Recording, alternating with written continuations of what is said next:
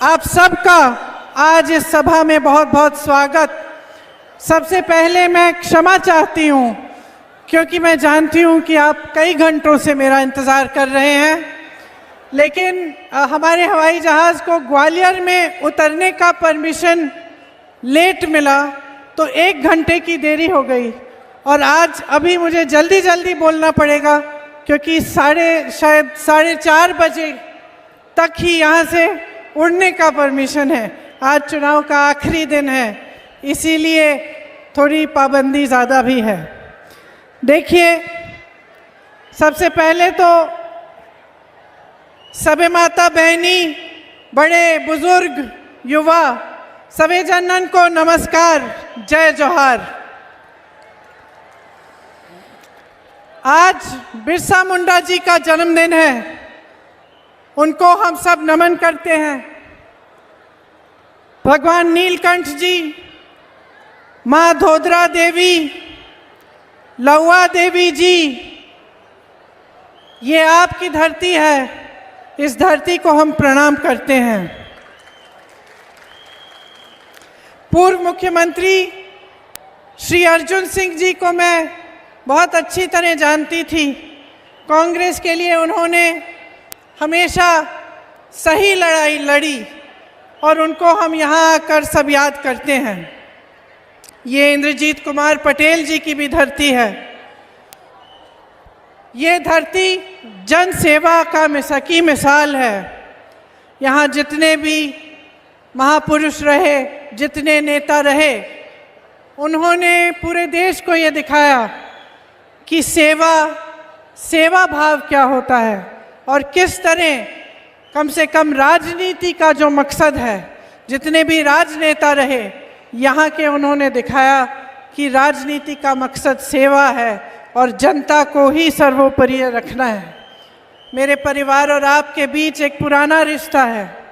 इंदिरा जी, राजीव जी, मेरी माता जी सोनिया जी, पंडित जवाहरलाल नेहरू जी भी यहाँ कई बार आए, बड़ी बड़ी परियोजनाओं की नींव डाली, रिहंद बांध की नींव नेहरू जी ने रखी। तो एक पुराना रिश्ता है हमारा। आप जानते हैं कि आपकी जो सीधी की भूमि है, इसे सिद्ध भूमि कहते हैं। जब मैं छोटी थी तो एक ज्योतिषी ने मेरे पिताजी को मेरी कुंडली बना के दे दी, तो पिताजी ने मुझे दे दी। मैं 13-14 साल की थी उस समय। उसमें मैंने पढ़ा कि कन्या के पास मंत्र सिद्धि होगी। तो मैंने कहा, ये मंत्र सिद्धि क्या है? पिताजी के पास गई, मैंने पूछा, पिताजी ये मंत्र सिद्धि क्या होती है? तो उन्होंने कहा कि मंत्र को साधने की जो क्षमता है उसे मंत्र सिद्धि कहते हैं। तो फिर मैंने पूछा कि सिद्धि क्या है? तो उन्होंने कहा, जब साधना सिद्ध होती है, मतलब साधना सफल होती है, तब इंसान सिद्ध होता है। तो ये जो आपकी भूमि है, सिद्ध भूमि, यहाँ आते हुए मेरे मन में ये पुरानी बातें आई। मैं सोच रही थी कि जो आप जीवन जीते हैं, मेरे किसान भाई, मजदूर भाई बहन, जो भी छोटे छोटे अपने कारोबार करते हैं, जो आम जनता है, आप जो जीवन जीते हैं वो एक तरह की एक साधना ही है। उस साधना, जब आप खेती में जाते हैं, मेहनत करते हैं, दिन रात खून पसीने से मेहनत करते हैं, मजदूरी करते हैं, कुछ आप अपना छोटा बिजनेस शुरू करते हैं, एक तरह की ये साधना ही हुई। और मन में ये बात आई कि इस साधना को सफल करने के लिए सबसे बड़ी चीज़ क्या होती है? हर धर्म ने ये सिखाया है, सबसे बड़ी चीज़ होती है जागरूकता। जब तक अपने प्रति, अपने आसपास जो हो रहा है उसके प्रति आध्यात्मिक तौर पर जागरूकता नहीं होती, तब तक इंसान सिद्ध नहीं हो सकता, तब तक उसकी साधना सफल नहीं हो सकती।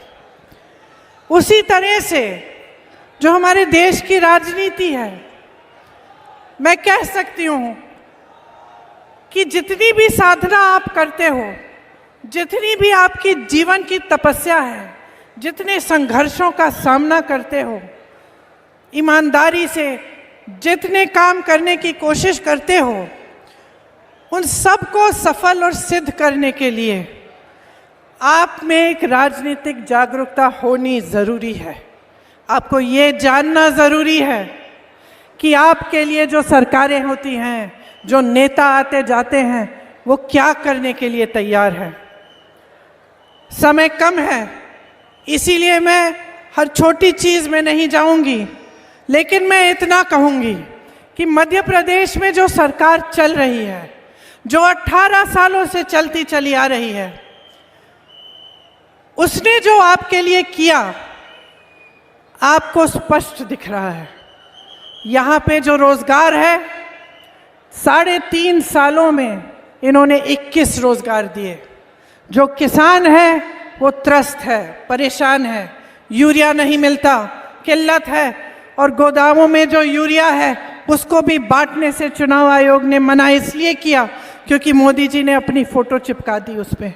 यहाँ आप खेतों में खेती कर रहे हैं, सीजन निकलते चले जा रहा है, लेकिन आपको यूरिया नहीं मिल रहा। जब आप यूरिया लेने के लिए जाते भी हैं तो लंबी लंबी कतारें मिलती हैं, और आपको ये कहा जाता है कि पहले अपना कर्ज चुकाओ। जबकि जो देश के बड़े बड़े उद्योगपति हैं, जो एक दिन में 16,000 करोड़ रुपए कमा रहे हैं, उन उद्योगपतियों से कर्ज चुकाने की बात नहीं होती। उनके कर्ज हजारों करोड़ों में माफ हो जाते हैं, लेकिन किसान से ये पूछा जाता है कि तुमने अपने कर्ज क्यों नहीं चुकाए।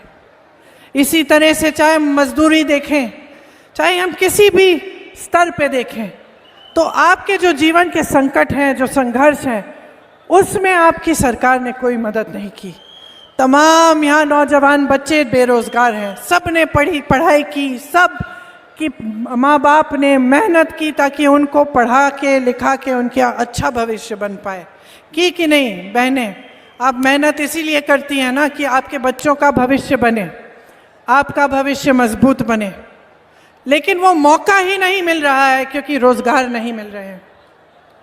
जहाँ जहाँ से रोजगार आने चाहिए थे, वो बड़ी बड़ी कंपनियाँ अपने बड़े बड़े उद्योगपति मित्रों को सौंप दी।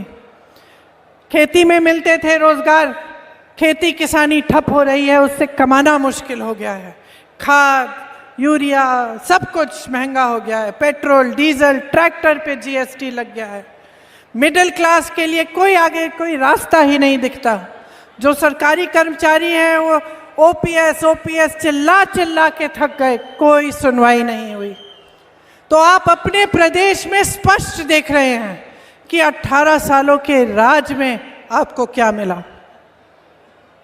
मैं यहाँ इस मंच पे खड़े होकर कह सकती हूँ कि जो आपको मिलना चाहिए था वो नहीं मिला। जो नेता सरकार चला रहे हैं वो भूल गए कि आप ही सर्वोपरि हैं। उनकी एक ऐसी आदत पड़ गई कि धर्म की बात कर लेते हैं, चुनाव के समय जाति की बात कर लेते हैं, और उसके आधार पर आपका वोट मिल जाता है। काम के आधार पर वोट देना चाहिए। अगर ये सिद्ध भूमि है तो जागरूकता ज़रूरी है। जब आप अपना वोट डालने जाते हैं तो सोचिए आपके जीवन का अनुभव क्या है। कोई नेता मंच पे आके कुछ भी कह सकता है। आज मैं खड़ी हूँ, मैं घोषणाएं कर रही हूँ, मैं कह रही हूँ कि कांग्रेस को समर्थन दो। कल अगर मैंने आपका विकास नहीं कराया, आपकी तरक्की नहीं कराई, मैं भी भूल गई कि कौन से वादे किए, तो मुझे भी सबक सिखाना आपका दायित्व है। अगर आप जागरूक बन जाएंगे तो जो भी नेता आपके सामने आएगा उसके मन में घबराहट होगी कि मैंने काम किया कि नहीं किया। वो घबराहट होनी बहुत ज़रूरी है बहनों और भाइयों, नहीं तो नेता भूल जाता है, अहंकार हो जाता है।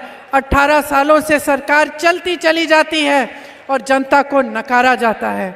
अगर 18 सालों से सही नियत की सरकार होती तो आज आपका बच्चा नौकरी कर रहा होता, उसे रोजगार मिलता।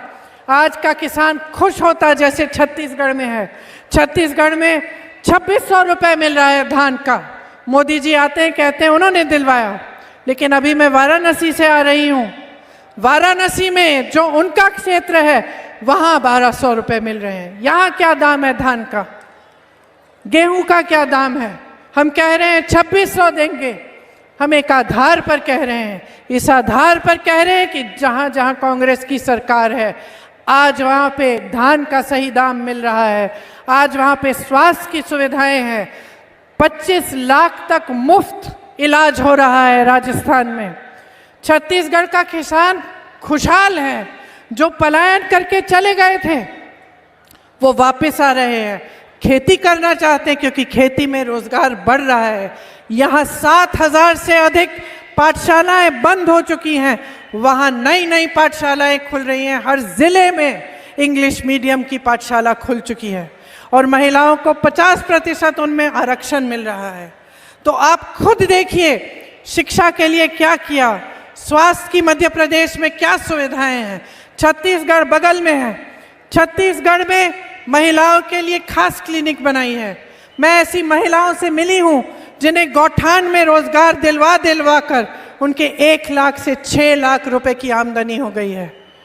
बड़ी बड़ी समस्याओं को इस तरह से हल किया है ताकि जनता की सुविधा हो, आप सशक्त बने। एक असली सरकार जो आपके लिए अच्छा भला चाहती है वो आपके पैसे, आपकी संपत्ति लेकर बड़े बड़े उद्योगपतियों को नहीं देती, वो आपकी संपत्ति वापस आपके जेब में डालती है। ऐसी योजनाएं बनती हैं जैसे यहाँ कर्ज माफ़ी की, कर्ज किसानों के कर्ज माफ़ करना शुरू किया था कांग्रेस की सरकार ने। दोबारा सरकार आएगी तो ये काम पूरा करेंगे। वो क्या है? वो ये बात है कि जो आप ही की संपत्ति है वो वापस आपको मिल रही है। इसी तरह से महिलाओं के लिए इन लोगों ने लाडली योजना निकाली। मैं पूछती हूँ ये योजना 2 महीने पहले क्यों आई? ये योजना 18 सालों से कहाँ थी? क्या 18 सालों से मेरी बहनें परेशान नहीं थी? क्या दिक्कतों का सामना नहीं कर रही थी? क्या संकट में नहीं थी कि चुनाव के 2 महीने पहले आप ये योजना निकाल रहे हैं? कांग्रेस पार्टी ये कह रही है कि आपको 1500 रुपये प्रतिमाह देगी। चुनाव के समय नहीं, जिस दिन सरकार बनेगी, जिस दिन पहली मंत्रिमंडल की मीटिंग होगी उस दिन से शुरू होगा ये काम। और अगर मेरी बातों पर यकीन नहीं है तो देख लीजिए कि कर्नाटका में क्या हुआ है। कर्नाटका में कांग्रेस की सरकार आई, मंत्रिमंडल की पहली बैठक में जितनी भी घोषणाएं की उनको पूरा करने का काम शुरू हो गया, वो तय हो गई और आज कर्नाटका में महिलाओं को ये पैसे मिल रहे हैं। महिलाओं के लिए बस की यात्रा मुफ्त है। यहाँ तो सरकारी बसें ही बंद हैं, यहाँ तो प्राइवेट बस में जाना पड़ता है। यहाँ इलाज करना पड़ता है बहनों तो प्राइवेट अस्पताल में जाना पड़ता है। किसके पास है इतने पैसे? कमाने का मौका तो मिल ही नहीं रहा है आपको। जहाँ से आप कमा सकते थे वो सारा ठप कर दिया। ये सरकार आपके लिए चली ही नहीं है। इस सरकार को ऐसे लोगों ने चलाया है जो आपसे खींचकर बड़े बड़े उद्योगपतियों को सींचने वाले लोग हैं। हर तरफ आपने घोटाले ही घोटाले देखे हैं। आपने परीक्षा दी भर्ती की, क्या हुआ? भर्ती की परीक्षा में भी घोटाले हुए। हम कह रहे हैं कि हमारी सरकार बनेगी तो आपको भर्ती की परीक्षाओं में 1 भी रुपया फीस नहीं देना पड़ेगा। ऐसी बहुत सारी हमारी घोषणाएं हैं जो मेरे जाने के बाद पटेल जी आपको सुनाएंगे पूरी तरह से। लेकिन देखिए, मोटी मोटी बात यह है कि लोकतंत्र में जिस आज़ादी के लिए आपके पूर्वज लड़े, मेरे पूर्वज लड़े, जिस धरती के लिए कि आज़ादी के लिए इतने महापुरुषों ने अपना जीवन दिया, उनका खून इस धरती में मिला है, उन्होंने इसलिए दिया कि आप आज़ाद बने। गांधी जी कहते थे कि जब तक ग्राम स्वराज नहीं आएगा, जब तक गांव में को सशक्त नहीं करेंगे, तब तक ये देश पूरी तरह से स्वतंत्र नहीं होगा। तो एक असली सही सरकार सबसे पहले गांव में रोजगार दिलवाएगी, गांव को सशक्त बनाएगी, पंचायतों को सशक्त बनाएगी, आपके हाथों में आपकी शक्ति देगी। ये एक असली सरकार का काम है। और यही काम कांग्रेस की जितनी भी सरकारें हैं, चाहे राजस्थान में हो, चाहे छत्तीसगढ़ में हो, चाहे हिमाचल में हो, सब सरकारें आज के दिन कर रही हैं। तो मैं आज, समय बहुत कम है, नहीं शायद मुझे सुनाई दे रहा है कि हेलीकॉप्टर भी उड़ने वाला है, आपसे क्षमा मांगती हूँ कि मुझे जाना पड़ रहा है, लेकिन मैं सिर्फ एक बात आपसे चाहती हूँ, जो भी बातें आप सुने, चाहे हमसे चाहे दूसरी पार्टियों से, ध्यान से सुनकर उनका खुद आकलन करो। खुद देखो कि आपके जीवन में क्या अनुभव रहा है, क्या आपकी तरक्की हुई है कि नहीं, और अपने अनुभव और अपने विवेक से ही अपना वोट दो। मुझे पूरा विश्वास है कि अगर अपने अनुभव से आप वोट दोगे तो आपका वोट कांग्रेस पार्टी को जाएगा और जितने यहाँ उम्मीदवार हैं उनको जिताने के लिए आप पूरा समर्थन देंगे। मैं आपसे फिर से क्षमा मांगते वक्त आपसे आग्रह करती हूँ कि मेरी बातों को सुनिए, और शायद अगर आप मेरी जो मैंने आज सुबह भाषण किया था वो भी सुना सकते हैं किसी माध्यम से, तो आप मेरी बातों को सुने और भारी बहुमत से कांग्रेस को जिताएं, ताकि हम आपको एक ऐसी सरकार दे पाए जो आपके लिए 24 घंटे काम करे। जय हिंद।